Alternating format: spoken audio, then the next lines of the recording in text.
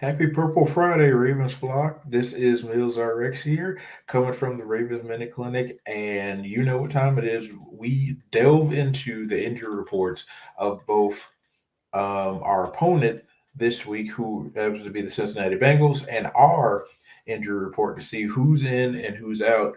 So, right now, let's talk about who we're going to play in prime time. In prime time on Sunday night. We are playing the reigning AFC champions, Cincinnati Bengals. Now, obviously, we all know about their wide receiver core: Jamar Chase, T. Higgins, Tyler Boyd. Um, they have two really good backs, and Joe Mixon, and I believe Samaje Perine is still there. They completely revamped their offensive line because Joe Burrow took, I believe, 70 sacks last season. And then they added Alex Kappa, they added Lyle Collins, and I think they also added Connor McGovern? Connor McGovern, yeah. They got to, and so they beefed up that line to protect him. They built that wall around him, and though they got off to a shaky start, they're rounding into form. And they were dealing with a bunch of injuries earlier in the season, but they're getting healthier right when we're falling apart, which is very scary. And so let's take a look at both injury reports to see who is in and who is out. So here we go. This is the week 5 flock checkup right here in the Ravens Minute Clinic. So right off the start, we just want to start with ours. And we had and it was so beautiful because we didn't have that many injuries last week, but now once again it's full. It slowly gets longer and bigger every week, which is not good at all. But pretty much we're going to start with the active. Patrick McCarry, he worked his way back from the left ankle sprain. Lateral ankle sprains or low ankle sprains usually. Now the recovery timeline is 1 to 3 weeks, but sometimes players can work their way back in 7 to 10 days. So good to have him back. Expect him to probably slot in at left tackle. Josh Bynes, the inside linebacker, we saw him get hurt at the end of the Bills game, and we thought it was a core injury. It actually was a hip injury. He had a hip flexor. He was able to practice all week. As you can see, that was good. As soon as he got that second one in on Thursday, it was pretty much clear that he was going to be able to play. And his hip flexor is fine.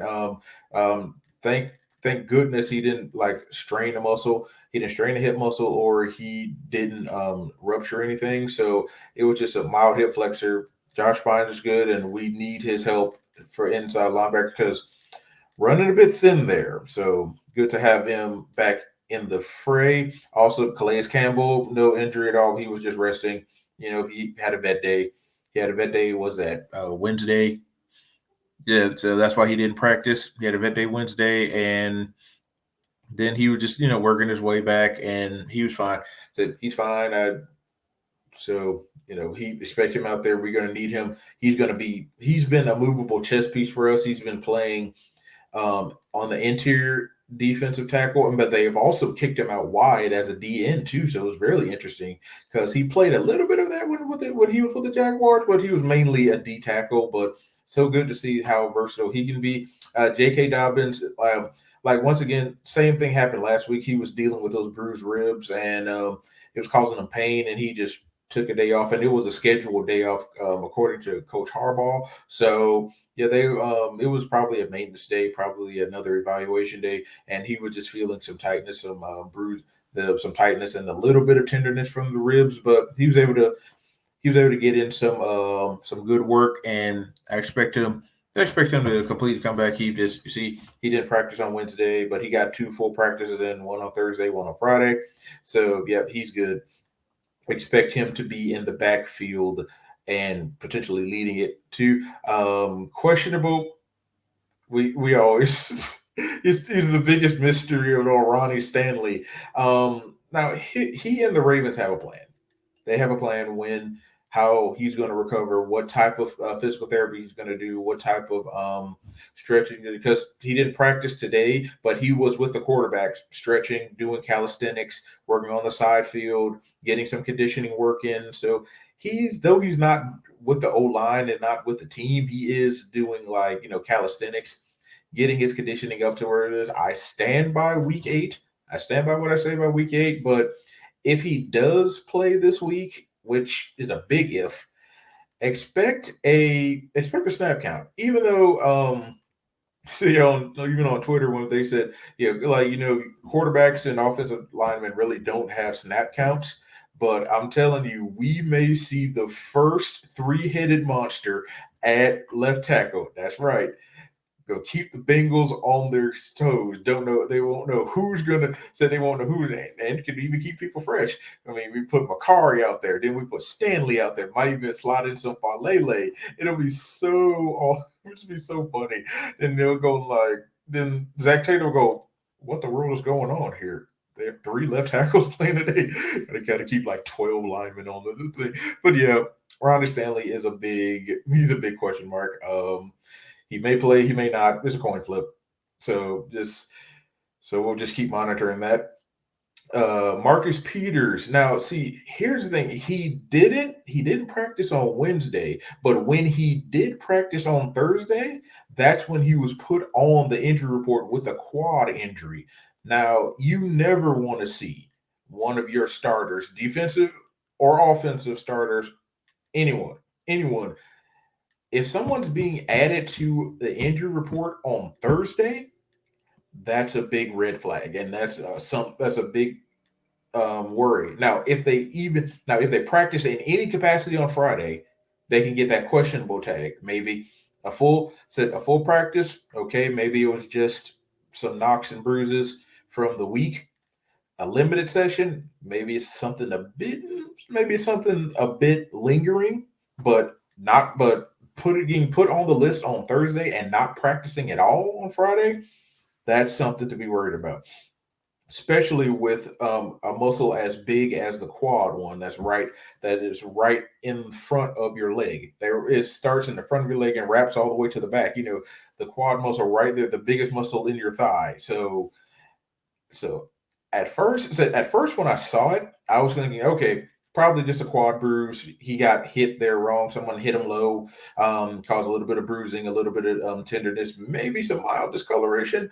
But then I saw he didn't practice today. I'm thinking, oh God, I hope it's not a strain. I hope he didn't strain the quadricep muscle, because if he did, that would mean that would easily keep him out a week. That would keep him out for this game. So we'll monitor this situation on Saturday, when they do the walkthrough Saturday and possibly even into Sunday. We'll keep a look on Marcus Peters, because we can't have only one. We can't have only Marlon Humphrey dealing with those 3. I mean, like I said, Higgins. I mean, now Humphrey will probably be on Jamar Chase, but Peters would have done with probably Higgins, and I don't know, probably we would put somebody else on Boyd, but like Marlon's going to have his hands full with Jamar Chase by itself. I mean, but putting Jalen Armour Davis on Higgins, I don't like that matchup at all. I mean, putting Brandon Stevens on Higgins, no bueno. So, well, we have to monitor that. Hopefully, he can play, but if he can't, that's how it is. But yeah, that's something very concerning about Marcus Peters. And I kind of mentioned, kind of was hitting at this all week on Twitter. Justin Houston, Rashad Bateman, and Justice Hill, they weren't going to play. I had said multiple times in multiple tweets that they weren't even going to practice because of the type of injuries that they have. Now, Justin Houston, I expect him to be out multiple weeks. 3 weeks at least. Heck, it's like 3 weeks at least, maybe even, and 6 weeks at the most, possibly longer. Because yes, he has an adductor strain, but I think that he has maybe partially tore one of the adductor muscles in his growing area. because that's been lingering too long. Even a grade one strains do linger, but but him not practicing at all for this long, there's something else going on there, and it may be like the biggest adductor muscle. You have about four adductor muscles in your groin, but the biggest one, the one that ranges from your inner thigh all the way down to like the middle of your leg, is called the adductor longus muscle. It's the biggest one, and it's the one that produces the most activity. Like when you're cutting, when you're going to tackle people, you engage your core and you engage those adductor muscles. Every time you twist, every time you move your lower body, those muscles are involved. And that's the biggest one. And if he partially tore that one, he is going to be out for a while. Rashad Bateman is another one. Now, he has that left midfoot sprain. It's not a Liz Frank injury, but he definitely did hurt one of those main ones, one of those main ligaments in the middle of the foot, because you have ones called cuneiform. You have cuneiform ligaments that are in the middle of your foot, and also you have cuneo-cuboidal ligaments in the middle of your foot. Now these are your pressure absorbers. So every time you step, like every step you take, and all that weight, all that force, all that trauma is dispersed by those ligaments, and they help absorb some of that. And Rashad Bateman can barely, I mean, he can walk. I mean, he's walking. We saw him in a boot, but that boot's probably heavily padded and keeping his foot in an anatomically correct position. Because if he were to try to cut or run or jump or even land from jumping, he'd be screaming in pain. He'd be on the ground. So there's no way he can do strenuous activity on that left foot until it heals. So I say he's going to miss at least 2 weeks, but he could easily miss a month given the ligaments that he's injured. So that's not good. Justice, the person who has the best chance to return next week is Justice Hill. Now he has a grade one hamstring strain. He may have strained the space where skeletal muscles and where the tendons of those muscles where they connect. It's called the myotendinous joint, the myotendinous junction. I apologize. That's where, like, your hamstring muscles. You have three muscles that make up your hamstring. Now, the tendons that connect those muscles to the bone, there's an area in between the bone and the muscle, like right here, this space right here. That's the myotendinous junction right there. And that is where the majority of hamstring strains and even hamstring tears happen, right in that junction right there, right at like the base, like where the muscle and where the tendon joint right there. That's normally where the strain or where the tear happens. And it's not good. And it's not good. We saw him on that run. It was a good run, but as soon as he tried to hit that gets he got to the edge, and then he tried to hit that second gear, he immediately pulled something. And he immediately pulled something. Then you saw he was holding it. There was a hitch in his get up, but then he got out. He stayed down. He was able to get back up, but it was too much. He got back down, and I immediately said, okay, yeah, he definitely pulled the hamstring, but I wonder if he actually strained or at worst tore the one of the muscles in the hamstring, but it's probably from that joint right there, that junction right there. And he has a chance to return, but I think with as cautious as we're being right now, I think he probably misses next week as well too. The biggest surprise was Ben Cleveland, the guard who I don't believe he's played a game this one. Has he? I mean, he's a death piece. He's a death piece on the offensive line, a very valuable one too. But yeah, he can play, I think, both guard spots. But yeah, but he suffered a foot sprain in practice. That's why he is ruled out. Don't really know how it happens. I heard someone stepped on it. Is it someone stepped on it? But then he tried to do a drill and he tried to put a weight on it, and he immediately crumpled to the ground. That's not good. Hopefully it's just a mild one or a grade one, and hopefully it's not a midfoot one, just like Rashad, or a grade two one where he actually tore a ligament. That would mean he would be out for the season. That's not good. So we're not going to catastrophize, but that was a really big surprise one. Now we're even thinner on the offensive line, which is not good. So yep, that's our injury report from today, and it just keeps at it's I mean it's not as bad as last season, but these injuries just keep piling up, and that I really don't know. When my colleagues asked me, he said, "Dude, what's going on with all these injuries?" I don't know what to tell you. It's just I don't know. It's like we're snake bitten or something. We just can't stay healthy. But there's that. There's that. And on the other side of the coin, we've got the Bengals who are actually we have the Bengals who are getting healthier. They only have four people. They only have four people questionable, and they're all expected to play. Devin Asiasi, that was just a minor ankle bruise. He's probably going to play. La'el Collins, same thing as Calais Campbell. He's not really injured, just needs some rest. He had a veteran day. Had two full practices. He's ready to go. T. Higgins. T. Higgins had a minor ankle sprain, but he worked his way back. He got some PT and he was able to practice limited capacity, then full capacity. So I expect him to play. And of course, our old friend Hayden Hurst. Excuse me. He was dealing with a growing injury. Now it was he probably just pulled it. He slightly pulled one of the adductor muscles, and he's coming off of his and he's starting to come on lately. He got some more snaps 2 weeks ago, and then he coming off his best game as a Bengals last week. So he's definitely going to look to carry that momentum back in his old house of M&T Bank Stadium. He knows these grounds well, so he definitely wants to put on the show for his old team and for his guys. So yep. So yep, they're healthy.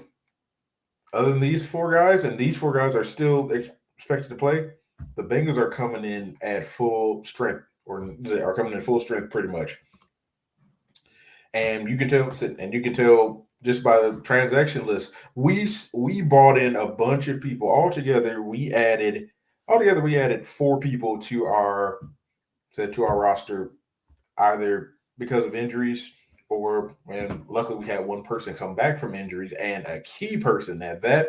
We bought back the bus, Gus Edwards. He finally got his ACL recovery back on track. They actually had to switch him to another program because the program that the training staff had him on was not helping to progress the soft tissue around the knee joint well. So they switched him to another one, a more it was the other one was a more, I'd say they were focusing more on elasticity and more of that, but when they really just needed to strengthen all that muscle around it, all the soft tissue around it, they did that. And because of that, it gained the elasticity and he got range of motion back, and he was able to pass the physical, got medically cleared, and then we activated him off the reserve pup list this end, and he's practicing. That's good. He still needs a 2 to 3 week ramp up period, so we should see him in in week 8. Week 8 is going to be awesome for us in week 8. So week 7, week 8, we should see Gus Edwards back.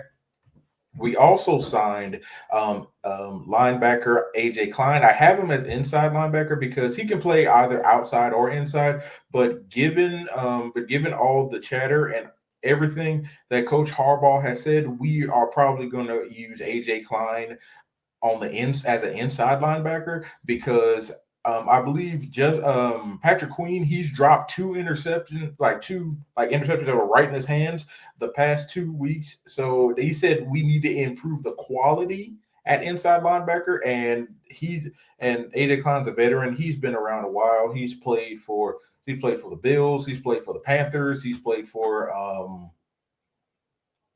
who else has he played for? He played for the Bills. He played the Bills, the Panthers, and also the Giants. And the Giants is what we signed him for. We signed him off of their practice squad. Now he's on the active roster. I don't think he'll play. This week, but just in case. But it'll be good to have him. But yeah, and then also we signed because of the injury to Rashad Bateman. We signed two wide receivers to our practice squad. Bailey Gaither, he was with us during the preseason and did relatively well, and but he's gotten over the injury. He had an injury, I believe. I believe he had an abdominal injury, something like that. I'm not sure if it was a hernia or anything, but he got over the injury. He's fine, and we brought him back on because of all the injuries, and also the Cardinals released Andy Isabella, their slot wide receiver, and we signed him. But I was listening to Engraven Vid's video earlier today, and he was talking about is there some contract dispute or something, like it's like there's a contract dispute. That's why he hasn't signed. I mean, or maybe he has signed, or maybe that's why he's not with the team, or something like that. But I don't know what's going on. Hopefully, he'll join us next week because we definitely need him. And as I said, the Bengals, the four questionable people who they have, those guys are expected to play, and they're getting two people back from the IR. That was the only move they made this week. It's not even really a move. They added two more people to now they're even healthier. Their backup said their rotation defensive end, Khalid Kareem, he plays on the left majority, but he can play on the right too. Very versatile guy. So swing defensive end. He plays inside sometimes too.